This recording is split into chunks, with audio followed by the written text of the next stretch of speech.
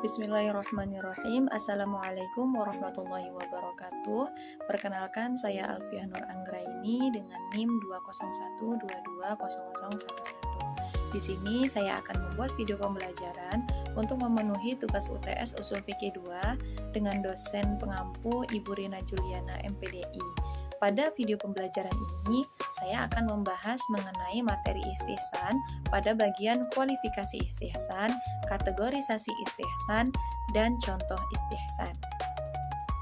Berdasarkan penelitian terhadap berbagai kasus dan penetapan hukumnya, istihsan dijadikan sebagai hujjah karena ternyata berlawanan dengan ketentuan qiyas atau ketentuan kaidah umum, di mana kadang-kadang dalam penerapannya terhadap sebagian kasus tersebut justru bisa menghilangkan kemaslahatan yang dihajatkan oleh manusia, karena kemaslahatan itu merupakan peristiwa khusus. Ulama berbeda pendapat dalam menetapkan istihsan sebagai salah satu metode istinbat hukum tentang boleh tidaknya istihsan sebagai hujjah atau alasan hukum. Pertama, golongan Hanafiyah berpendapat bahwa istihsan boleh dipakai sebagai hujjah dengan alasan dalam firman Allah Quran Surah Az-Zumar ayat 55 yang berbunyi ittabi'u ahsana ma unzila ilaikum, yang artinya ikutilah yang baik apa-apa yang diturunkan kepadamu.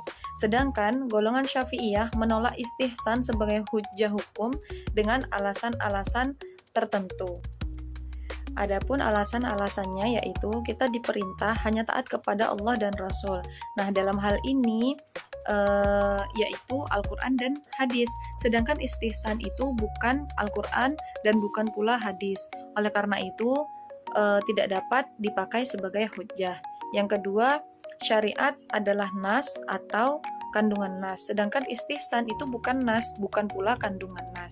Yang ketiga, Nabi bersabda, bukan dengan dasar istihsan dirinya, yang dimaksudkan di sini bukan karena pribadinya, yaitu Nabi menganggap baik, sebab Nabi tidak berbicara menurut kehendak dirinya. Pada firman Allah Quran Surah An-Najm ayat 3 berbunyi ma yantiqu 'anil hawa, yang artinya dan tidaklah yang diucapkan itu Al-Quran menurut kemauan hawa nafsunya. Yang keempat, Nabi menyalahkan sahabat beristihsan, seperti sahabat yang membunuh musuh yang telah mengucapkan 2 kalimat syahadat karena dianggap bahwa ucapan itu karena didorong rasa takut terhadap pedangnya sahabat. Selanjutnya yang terakhir, mujtahid yang telah memakai istihsan adalah orang yang menggunakan akal atau rasio semata. Jika yang demikian diperbolehkan, tentu orang yang tidak mengerti Al-Quran dan hadis boleh menjadi mujtahid. Selanjutnya mengenai kategori istihsan. Pada hakikatnya istihsan terbagi menjadi 2 macam, yaitu istihsan qiyasi dan istihsan istinai. Istihsan qiyasi merupakan suatu bentuk pengalihan hukum dari ketentuan hukum yang didasarkan kepada qiyas jalli kepada ketentuan hukum yang didasarkan pada qiyas khafi, karena adanya alasan yang kuat untuk mengalihkan ketentuan hukum tersebut. Contoh istihsan qiyasi yaitu mengenai masalah wakaf. Menurut qiyas jalli, hak pengairan yang berada di atas tanah pertanian yang diwakafkan tidak dianggap ikut diwakafkan, kecuali jika ditegaskan dalam ikrar wakaf, disamakan atau dikiaskan dalam praktik jual beli karena sama-sama menghilangkan hak milik. Namun berdasarkan istihsan yang berorientasi kepada kemaslahatan, hak untuk mengairi itu termasuk ke dalam tanah wakaf meskipun tidak ditegaskan pada waktu berikrar wakaf, karena dikiaskan kepada sewa menyewa dengan persamaan ilat, sama-sama untuk diambil manfaatnya. Selanjutnya istihsan istinai, yaitu qiyas dalam bentuk pengecualian dari ketentuan hukum yang berdasarkan prinsip-prinsip umum kepada ketentuan hukum tertentu yang bersifat khusus. Untuk pembagian istihsan dibagi menjadi 5, yaitu yang pertama istihsan berdasarkan nas. Maksudnya, pengalihan hukum dari ketentuan yang umum kepada ketentuan lain dalam bentuk pengecualian, karena ada nas yang mengecualikannya, baik nas tersebut Al-Quran maupun sunnah. Kedua, istihsan berdasarkan ijma. Istihsan ini berlandaskan ijma, yaitu pengalihan hukum dari ketentuan umum kepada ketentuan lain dalam bentuk pengecualian karena ada ketentuan ijma yang mengecualikannya. Selanjutnya yang ketiga yaitu istihsan berdasarkan urf. Di sini maksudnya pengecualian hukum dari prinsip syariah yang umum berdasarkan kebiasaan yang berlaku. Selanjutnya istihsan berdasarkan ad-darurah, yaitu suatu keadaan darurat yang bisa mendorong mujtahid untuk mengecualikan ketentuan qiyas yang berlaku umum kepada ketentuan lain yang memenuhi kebutuhan mengatasi keadaan darurat.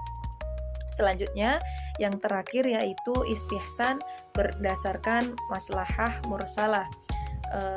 Maksudnya yaitu mengecualikan ketentuan hukum yang berlaku umum berdasarkan kemaslahatan dengan memberlakukan ketentuan lain yang memenuhi prinsip kemaslahatan.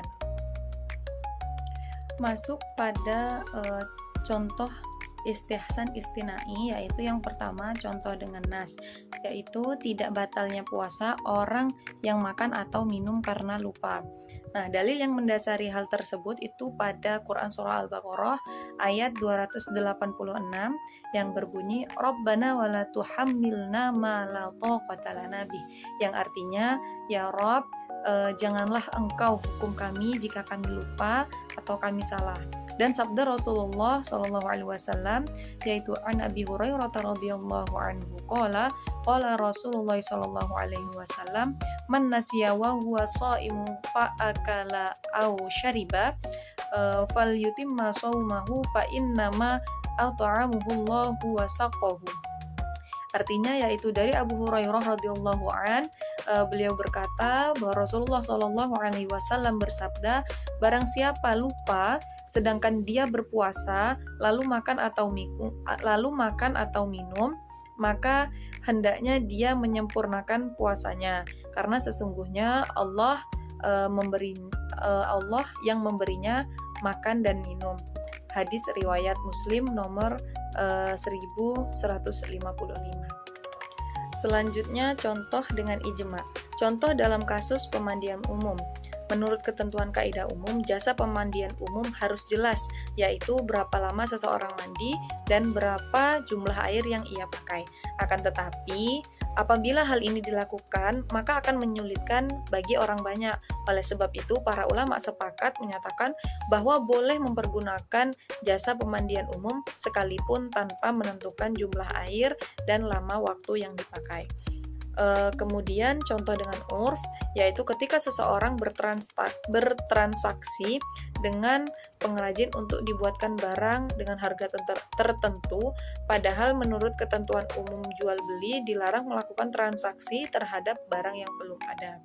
Hadisnya haddatsana Qutaibatu haddatsana Husyaimun an Abi Bishrin an Yusuf bin Mahaka an Hakim bin Hizam qala ataitu Rasulullah sallallahu alaihi wasallam faqultu ya'tini ar-rajulu yas'aluni minal bai'i ma laysa 'indi abta'u lahu min suqi thumma abi'uhu qala la tabi' ma laysa 'indaka. Telah menceritakan kepada kami Qutaibah, telah menceritakan kepada kami Husyaim dari Abu Bish dari Yusuf bin Mahak dari Hakim bin Hizam, ia berkata, aku datang menemui Rasulullah Shallallahu Alaihi Wasallam. Lalu aku katakan, ada seorang laki-laki yang datang kepadaku untuk memintaku untuk menjual sesuatu yang tidak ada padaku. Bolehkah aku membeli untuknya dari pasar kemudian aku menjual kepadanya? Beliau bersabda, jangan kamu menjual sesuatu yang tidak ada padaku. Hadis riwayat Tirmizi nomor 1153. Kemudian contoh dengan ad-darurah, yaitu menghukumkan sucinya air sumur atau kolam air yang kejatuhan najis dengan cara menguras airnya. Nah, menurut ketentuan umum tidak mungkin mensucikan air sumur atau kolam hanya dengan mengurasnya, sebab air sedang dikuras, mata air akan terus mengeluarkan air yang kemudian akan bercampur dengan air yang bernajis. Demikian juga dengan alat pengurasnya, timba atau mesin pompa air jika bekerja. Air yang bernajis akan mengotori alat tersebut, sehingga air akan tetap bernajis. Contoh yang terakhir yaitu contoh dengan maslahah mursalah, yaitu menetapkan hukum sahnya wasiat yang ditujukan untuk keperluan yang baik dari orang yang berada di bawah pengampunan, baik karena ia kurang akal maupun karena berperilaku boros. Menurut ketentuan umum, tindakan hukum terhadap harta dari orang yang di bawah pengampunan tidak sah karena akan mengabaikan kepentingannya terhadap hartanya, di mana tujuan pengampuan itu sendiri adalah untuk memelihara hartanya. Akan tetapi, demi kemaslahatan, wasiat orang tersebut dipandang sah, sebab dengan memperlakukan hukum sah, wasiatnya yang ditunjukkan untuk kebaikan, maka hartanya akan tetap terpelihara. Baiklah, itu tadi penyampaian video pembelajaran saya pada materi istihsan, yaitu mengenai kualifikasi istihsan, kategori istihsan, dan contoh-contoh istihsan.